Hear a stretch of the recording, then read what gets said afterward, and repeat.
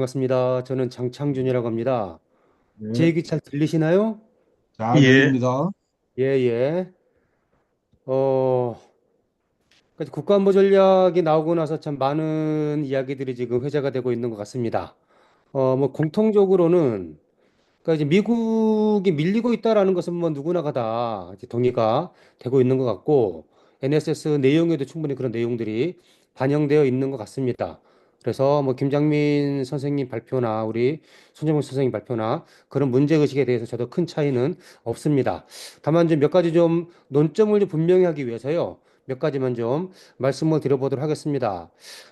저는 뭐 김장민 선생님 발표 관련해서 뭐 토론을 이렇게 특별하게 많지는 않은데 좀 두 가지만 좀 말씀을 드리고 싶어요. 그러니까 이제 뭐 트럼프를 어떻게 볼 것이냐 이런 문제인데 아까 이제 그런 말씀하셨습니다. 그러니까 트럼프가 해외 전쟁에 반대한다 이런 말씀을 하셨고 그리고 트럼프가 이제 군축론자이다 뭐 이런 말씀하셨는데 과연 트럼프를 이렇게 규정할 수가 있을까 하는 좀 문제 의식이 좀 들었습니다. 그러니까 이제 그러니까 이거는 이제 우리 김장훈 선생님께서는 말씀하셨던 것처럼 미국이 전쟁의 비용을 부담하지 않고 오히려 전쟁으로 무기를 팔아서 돈을 번다면은 그러한 전쟁을 반대하지 않는다라고 이제 김장현 선생님 말씀을 하셨단 말이죠. 저는 그래서 트럼프가 해외 전쟁에 반대하는 것이 아니라 손해보는 전쟁, 자기에게 이익이 되지 않는 전쟁을 하지 않는다는 것이지 해외 전쟁 자체를 반대한다. 좀 이렇게 규정할 수는 없는 게 아닐까라는 좀 생각이 좀 들었었고요. 또 하나는 군축론자라고 하셨는데 과연 트럼프를 구축론자로 할 수가 있을까? 이번에 우리 그 팩트시트에서도 확인되는 것처럼 우리 국방비를 올려가지고 미국 무기 사라는 거잖아요. 이게 결국 이제 군비 확장인 거죠. 그러니까 이제 좀 그러니까 일면적으로 드러낸 몇 가지 현상을 가지고서 좀 트럼프를 규정하는 것보다는 그 안에 좀 배어 나와 있는 좀 본질적인 문제 이런 걸로 좀 접근을 해야 되지 않을까 싶어가지고 그러니까 트럼프가 해외 전쟁을 반대한다라고 보기 어렵다라는 문제 의식과 트럼프가 군축론자라기보다는 오히려 군비 확장론자라고 봐야 되는 것이 아닐까 하는 말씀을 먼저 좀 드리고 싶었었고요. 어, 이제 좀 본격적으로 들어가면은 저는 이번 NSS에서 저는 가장 큰 특징 중에 하나가 뭐냐면은요. 그 목차 구성에서 글로벌 차원의 언급 자체가 목차에 구석에서 빠져 있다라는 겁니다. 그러니까 이제 뭐 다들 보셔서 아시겠지만은 전략에서 원칙과 우선순위를 말한 다음에 바로 지역으로 들어가 버리거든요. 그러면서 이제 미주 지역, 아시아 지역, 유럽, 중동, 아프리카 이렇게 넘어가는데 그런 지역적 접근이 아니라 글로벌 차원의 그러니까 NSS에서 다루어야 되는 글로벌 차원의 내용이 아예 누락되어 있다라고 저는 생각을 합니다. 저는 그래서 이번 NSS의 가장 큰 특징이 글로벌 차원의 내용이 누락되어 있다는 것과 우리 선생님께서 많이 강조해 주신 북한, 조선에 대한 내용이 누락되어 있다. 이 두 가지를 좀 주의 깊게 바라봐야 되는 것이 아닌가 싶고요. 저는 그래서 중국과 러시아와의 글로벌 경쟁을 하지 않겠다라고 선언했다라기보다는 오히려 글로벌 차원의 언급 자체가 없었기 때문에 그런 언급이 없었다. 좀 이렇게 봐야 되는 것이 아닐까라고 저는 생각을 합니다. 저는 그래서 이 글로벌 차원의 언급 자체가 누락된 것을 글로벌 차원의 패권을 포기한 것이냐라고 해석하기는 저는 어렵다라고 저는 생각을 합니다. 저는 그래서 이제 트럼프의 특징 중에 하나가 자기가 하고 싶은 이야기 자기한테 좀 불리하거나 말하기 어려운 것들은 그냥 건너뛰어 버리는 이러한 트럼프의 특징이 이번 NSS에서도 그대로 반영돼 있는 것이 아닐까라고 생각을 합니다. 저는 그래서 좀 자연스럽게 좀 손정목 선생님의 발표문에 대한 토론으로 넘어간다고 한다면은요. 그러니까 저 역시나 대서양 동맹이 붕괴되었다라는 분석에 대해서는 저도 동의를 합니다. 그리고 중동과 아프리카 이런 데서 차근차근 그리고 유럽 지역에서 발을 빼겠다. 뭐 이렇게 접근하고 있는 것은 저도 동의가 되는데 다만 이제 이러한 접근을 소위 말해서 이제 약간 중남미 중심 그러니까 이제 저기 아메리카 대륙이죠. 아메리카 대륙 중심의 강대국 전략으로 전환되었고 전 세계적인 글로벌 패권 유지 전략이 포기되었다. 라고 볼 수 있는가에 대해서는 저는 좀 의문점을 좀 갖고 있습니다. 저는 여전히 1급 패권주의 전략이 그대로 전속되고 있다라고 저는 생각을 합니다. 다만 이제 아까 말씀드린 것처럼 그런 내용들이 글로벌이라고 하는 이 대목 자체가 약간 그러니까 이 NSS 자체에서 빠진 것인지 아니면은 공개된 NSS에서 누락이 되어 있는 것까지는 모르겠으나 그러한 내용 자체가 이번에 발표된 것에서는 없었기 때문에 좀 착시 현상을 주는 것이 아닐까 저는 이런 생각을 좀 해봤습니다.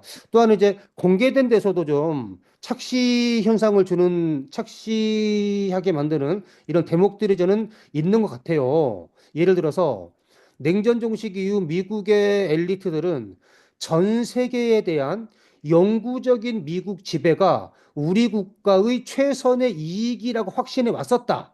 그러니까 이제 글로벌 패권 유지하는 것이 이제 그대 최선의 이익이다라고 확신이 왔었는데 그러나 미국의 지금까지 엘리트들은 근본적으로 바람직하지도 않고 불가능한 목표를 추구했다라는 표현들이 있어요. 그러니까 이제 이런 표현을 보면은 트럼프는 글로벌 패권 전략에서 좀 이탈하려고 하는구나라는 이제 이런 뉘앙스를 주는 이런 대목들은 있습니다. 하지만 제가 보기에는요.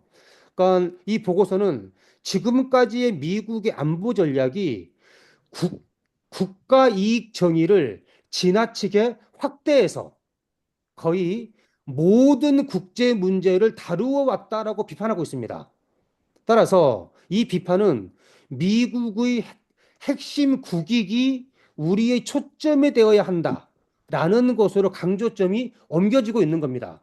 그러니까 다시 한번 정리하면은 지금까지 미국의 정책은 모든 지역 모든 곳에서 모든 이익을 다 추구하려고 했었던 것인데 이런 것은 근본적으로 잘못되었고 앞으로는 특히나 이 트럼프 정부는 핵심 미국 트럼프가 설정해 놓은 핵심 국익에 초점을 맞추겠다. 저는 이렇게 정리가 되어 있는 것 같아요. 저는 그래서 이번 보고서에서 제시된 원칙에서 저는 국가 이익의 재정이라고 생각을 합니다. 국가 이익을 재정해야 된다라는 이런 대목이 나오는데 그렇다면 왜 트럼프가 국가 이익의 재정의를 강조했을까? 라고 놓고 보면은요, 저는 선택과 집중을 하기 위해서입니다. 선택과 집중이라는 표현이 보고서 안에 분명히 존재하거든요. 그래서 무엇을 선택하고 어디에 집중하려는가에 보면은요, 저는 제가 지금 말씀드린 이 문장이 저는 이번 보고서의 핵심 문장이라고 생각을 하는데, 미국은 어떤 국가도 우리의 이익을 위협할 정도로 지나치게 지배적인 위치에 오는 것을 허용할 수 없다라고 하는 문장이 나옵니다. 이거는 정확하게 패권 유지를 분명하게 하고 있는 것이죠.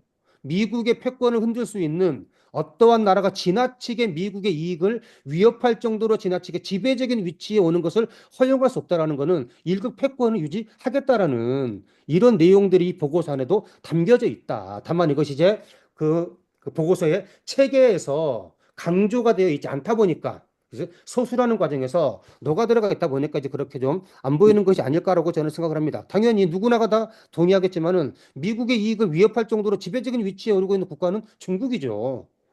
저는 그래서 이번 트럼프 NSS 역시나 중국을 가장 중요하게 접근을 하고 있다라고 저는 봐요, 저는요. 일단은요. 그래서 이런 대목들이 그래서 자연스럽게 요즘 제1도련선이라는 말이 참 미국의 보고 곳곳에서 많이 등장을 합니다. 제1도련선 어디에서든 침략을 차단할 수 있는 군사력을 구축할 것이다. 이런 표현이 나오죠. 물론 미국 군대가 이 일을 혼자서 할 수 없다. 뭐 한국, 일본의 도움이 필요하다. 이런 말을 하긴 합니다만은 제1도련선 어디에서든 침략을 차단할 수 있는 군사력을 구축할 것이다라는 것이 분명하게 명시가 되어 있다라는 것입니다. 저는 그래서 그러니까 이제 보통 이제 이 보고서를 소위 말해서 이제 2010년을 전후해서 피보트 아시아라고 있지 않습니까? 중국을 견제하기 위해서 군사력과 미국의 외교 안보 정책을 아시아로 집중한다, 즉 중국으로 집중한다. 인데 지금은 이제 많은 우리 손전모 스님도 좀 그런 뉘앙스의 말씀을 이제 하신 걸로 저는 해석이 되는데 피보트 아시아에서 피보트 남미로 무게중심이 바뀌었다 이렇게 저는 해석을 하기는 어려운 문제다라고 봐요 저는요. 그러면 이제 남미는 그러면 왜 우선순위로 부상하고 있느냐? 저는 이거는 일단은 뭐 바이든 때도 그렇고 트럼프 때도 그렇고 유라시아 대륙에서 지금 패퇴하고 있죠. 유라시아 간 유럽과 러시아와 우크라이나 전쟁에서 미국이 원하는 대로 흘러가지 않고 있습니다. 뭐 우리 두 분 선생님께서 말씀하시는 것처럼 내년 상반기에 정전협정이 맺어질지도 모르는 뭐 이제 이런 이제 상황들까지 만들어지고 있는 것이기 때문에 러우 전쟁에서 패배했죠. 여기서 탈피하기 위한 전략이 필요합니다. 또한 중국과의 관계에서도 올해 확인되는 것처럼 뭐 관세 전쟁에서건 뭐 무역 관세 전쟁에서도 지금 밀리고 있는 이런 상황들이 있죠. 저는 그래서 중국과의 관계가 지나치게 악화되는 것은 당장은 막아야 되는 이러한 상황에 처한 조건에서 남미라고 하는 가장 손쉬운 지역을 선택해서 우선 거기에 집중을 하면서 좀 숨고르기를 할 수 있는 이런 시간을 벌고자 하는 것이 아닌가라고 저는 생각을 합니다. 그리고 또 하나는요, 남비 지역이 우리 손정모 스님께서도 잠깐 언급을 하셨던 것처럼 지금 남미 지역은 중국과의 대리전이 사실상 지금 수행되고 있는 곳이죠. 결국 중국과 직접적인 대리선을 긋기에는 아직은 준비가 안 돼 있는 상태이기 때문에 남미 지역에서 일단 먼저 중국과의 대리전을 치르면서 숨고르기를 하고 역량을 키워서 다시 중국과의 어떤 대결 전선을 구축하려고 하는 좀 이러한 흐름으로 봐야 되는 것이 아닐까라고 생각을 합니다. 저는 그런 차원에서 저는요, 이번 NSS는 미국이 글로벌 패권 국가에서 지역 패권 국가로 자신의 수출의 위상을 낮추는 것을 선언한 이런 보고서가 아니라 신냉전 대결의 장기화를 선언한 것이다. 그러니까 지금 빠르게 중국과의 대결 전선을 긋고 승리하기 어렵다라는 것을 인정하고 이것을 하기 위해서 숨고르게 하는 차원에서 남미에서 먼저 좀 전선을 그어서 남미에서부터 다시 좀 질서를 정비해 나가는 이러한 과정의 맥락으로 바라봐야 되는 것이 아닐까라고 저는 생각을 합니다. 그리고 한 가지를 더 덧붙인다면 이제 조선이 언급이 없는 문제를 이제 비핵화가 목표가 폐기되었다라고 이제 손정무 선생께서 말씀하셨는데 이것을 비핵화 목표의 폐기라고 단정 짓기에는요 오히려 반론의 일들이 굉장히 많이 존재합니다. 그러니까 뭐 한미 팩트시트가 되었고 여러 한미 합의에서 북한 비핵화, 한반도 비핵화가 여전히 많이 나오고 있고 이런 것들 감안을 하면은 과연 트럼프 정부가 조선에 대한 정책에서 비핵화 목표를 폐기했는가? 저는 폐기했다라고 명기하기도 어렵고 비핵화를 추진한다라고도 명기하기 어려운 딜레마적 상황 때문에 그냥 조선에 대한 언급을 회피한 것이 아닐까라고 저는 생각을 합니다. 저는 그래서 비핵화 목표가 폐기되었기 때문에 조미대와 대결 가능성이 있고 그래서 내년 3월 군사연습을 중단할 가능성이 있다라는 정세 전망은 좀 너무 지나치게 좀 앞서가는 정세 전망이 아닐까라고 저는 생각을 합니다. 네, 일단 이 정도로 좀 제 토론 마치겠습니다.